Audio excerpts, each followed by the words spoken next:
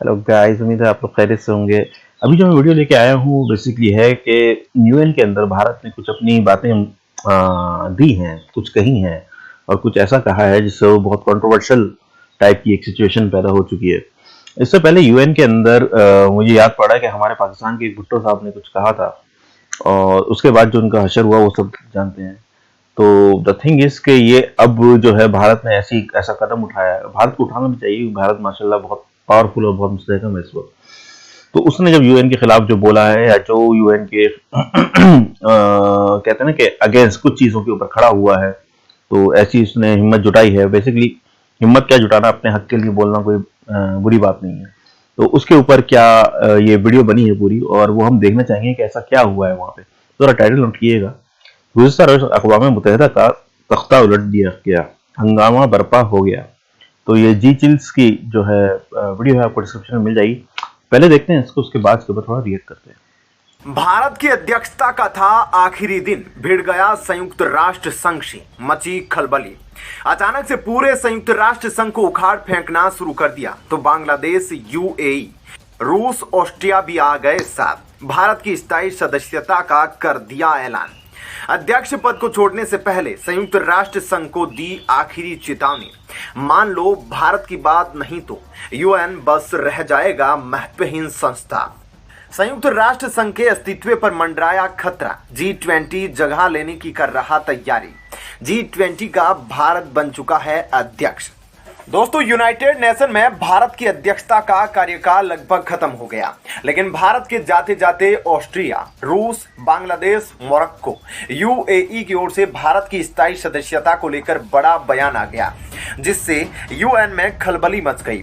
इस वक्त United nation में चीन को छोड़ दे तो 4 स्थायी देश रूस, अमेरिका, ब्रिटेन और फ्रांस, और साथ ही पूरे अस्थायी देश भारत को यूनाइटेड नेशन का स्थायी सदस्य बनाने के लिए अपनी सहमति जाहिर कर चुके हैं।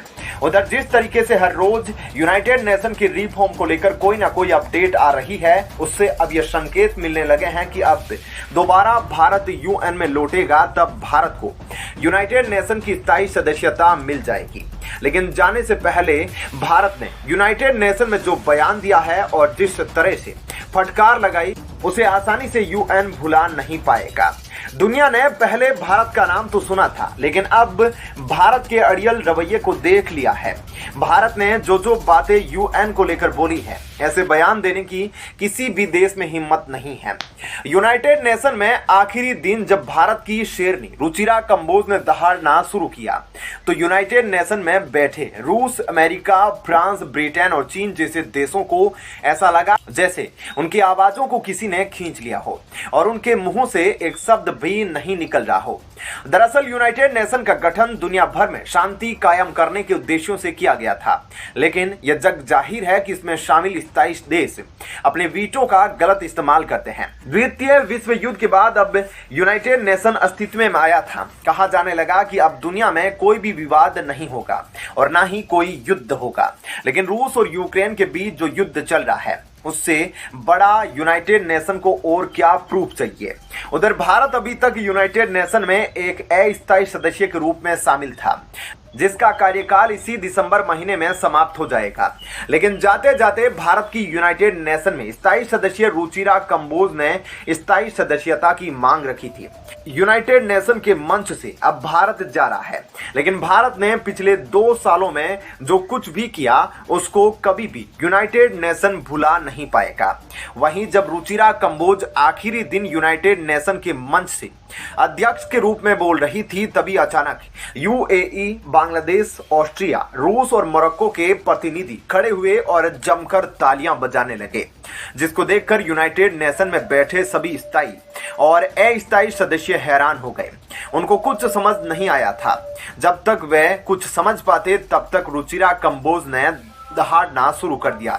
रुचिरा कंबोज ने कहा कि हमने अपने उपयोग के लिए केवल यूनाइटेड नेशन का गठन नहीं किया था, बल्कि हमने दुनिया भर की शांति, सुरक्षा और समृद्धि के समर्थन की बात की। हमने आतंकवाद जैसे विषय के खिलाफ आवाज उठाने में संकोच नहीं किया, जबकि भारत पाकिस्तान के आतंकियों को अंतर्राष्ट्रीय स्तर पर इंटरनेशनल टेररिस्ट घोषित कराने को लेकर यूएन में प्रस्ताव पेश करता है, तो वीटो पावर रखने वाला एक स्थायी देश चीन अपने वीटो वीटो पावर का इस्तेमाल करके उस प्रस्ताव को वहीं पर खारिज करा देता है। वैसे देश को वीटो पावर दिए जाने का क्या फायदा है? चीन एक ऐसा देश है जो खुद यूनाइटेड नेशन का ही विलेन बना है।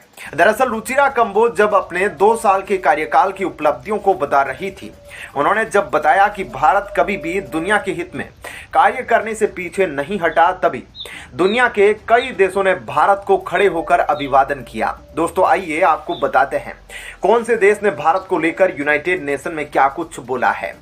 ऑस्ट्रिया के स्थायी प्रतिनिधि अलेक्जेंडर मासिक ने बताया कि भारत जिस प्रकार से यूनाइटेड नेशन में 2 सालों तक काम किया है, इससे पूरा ऑस्ट्रिया भारत से काफी प्रभावित हुआ है और ऑस्ट्रिया भारत का फैन बन गया है।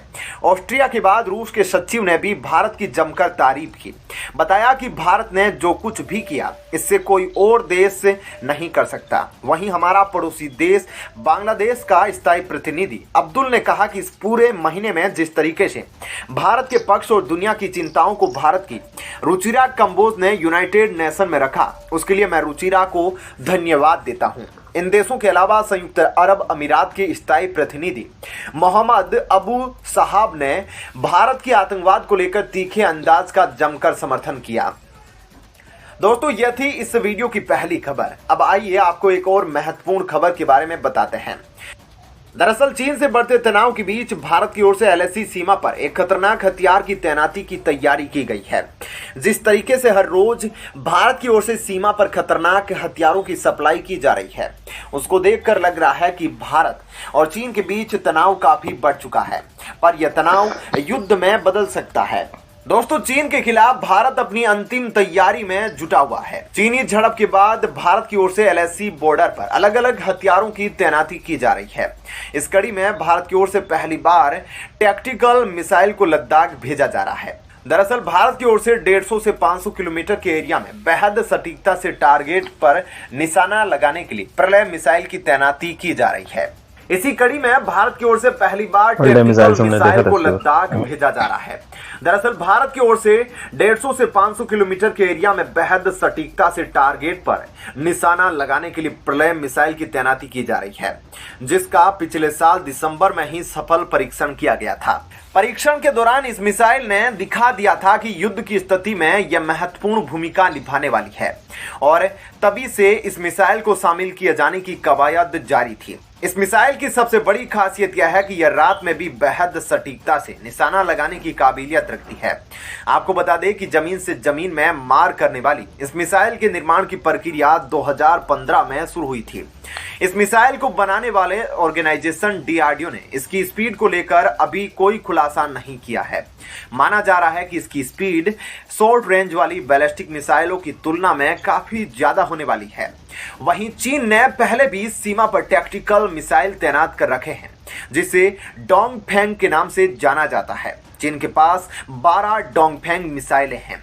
वहीं अगर पाकिस्तान की टैक्टिकल मिसाइल की बात करें तो पाकिस्तान के पास गजनवी 11 और शाहीन मिसाइल है, लेकिन भारत की प्रलय मिसाइल इन सब से कहीं ज्यादा घातक है। प्रलय मिसाइल की फीचर्स की बात करें तो इसका वजन 5 टन के आसपास है, जो जमीन से जमीन में मार कर सकती है। इस मिसाइल से 500 किलोमीटर दूर तक सटीक निशाना लगाया जा सकता है। इतना ही नहीं, यह मिसाइल 1000 किलोमीटर तक पेलोड के विस्फोटक ले जाने में सक्षम है। वहीं यह मिसाइल दुश्मन के किसी भी हमले और रडार को चकमा देने की काबिलियत रखती है, क्योंकि एक दूरी के बाद यह अपने रास्ते को भी बदल सकती है। इस मिसाइल का उपयोग किसी इंटरसेप्टर मिसाइल को मार गिराने में किया जा सकता है। प्रलय मिसाइल में सॉलिड प्रोपेलेंट वाला रॉकेट मोटर लगा है। इसमें नई टेक्नोलॉजी के गाइडेंस सिस्टम में state of the art navigation and integrated avionics भी लगाए गए हैं। उधर भारत में रॉकेट फोर्स बनाने पर भी काम चल रहा है। इन रॉकेट फोर्स के जरिए ही सीमा पर मिसाइलों की तैनाती की जाएगी और इनके द्वारा ही किसी भी मिसाइल को फायर किया जाएगा। गुड यार, जबरदस्त। ये भारत जो मिसाइल टेक्नोलॉजी के अंदर घुसा हुआ है और इसके अंदर तकरीबन भारत के पास एक बहुत बड़ी कलेक्शन है मिसाइलों की, कह सकते हैं कि स्पीशीज है मिसाइलों की, और उसके अंदर उसी के जो है वेरिएंट है बहुत सारे, और हर वेरिएंट का एक अलग काम है। सारे मिसाइलों के अंदर हर वेरिएंट का एक अलग काम है, हर तरह की सिचुएशन को डील करने के हिसाब से। अभी इसी मिसाइल को लेके इन्होंने कहा कि रात में भी जो है बड़ा अच्छा एक्यूरेट मार्क कर सकता है। द थिंग इज के इतने सारे वेरिएंट रखने का मतलब यही है कि जिस नौयत की जंग हो उस हिसाब से ही लड़ी जाए, ना कि जंग ज्यादा आगे बढ़ी जाए ना ही थोड़े कम हो, क्योंकि जवाब भी देना है दुश्मन को।